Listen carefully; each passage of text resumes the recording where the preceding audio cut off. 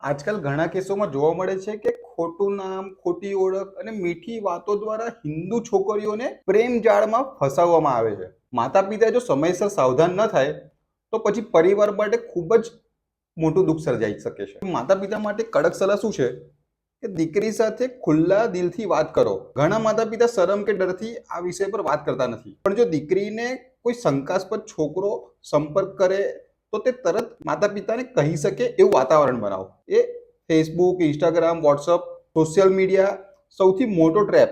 સ્કૂલમાં, કોલેજમાં કે પછી જ્યાં જોબ કરતી હોય ત્યાં કોના સંપર્કમાં છે, એના મિત્રો કોણ છે, તે બધી જાણવાની થોડી કાળજી રાખવી જરૂરી છે.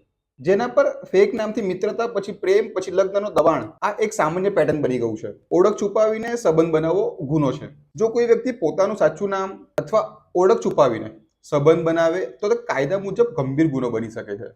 ભારતીય ન્યાય સંહિતા 2023 સેક્શન 318 હેઠળ ચીટિંગ એટલે છેતરપિંડી, 336 subsection 3 marriage by concealing identity, section 351 criminal intimidation. તો આવા કેસમાં સીધી પોલીસ ફરિયાદ કરી શકાય છે. દીકરીને જાગૃત બનાવો, તેને સમજાવો. દરેક છોકરો વિશ્વાસલાયક નથી હોતો. પરિવાર અને સંસ્કાર જ સૌથી મોટી સુરક્ષા છે. જો દીકરી જાગૃત અને આત્મવિશ્વાસી હશે તો કોઈ પણ વ્યક્તિ તેને ખોટા પ્રેમ જાળમાં ફસાવી શકશે નહીં. યાદ રાખો, સાવધાન માતા-પિતા અને જાગૃત દીકરી આ જ લવ જિહાદ સામે સૌથી મોટી ઢાલ છે.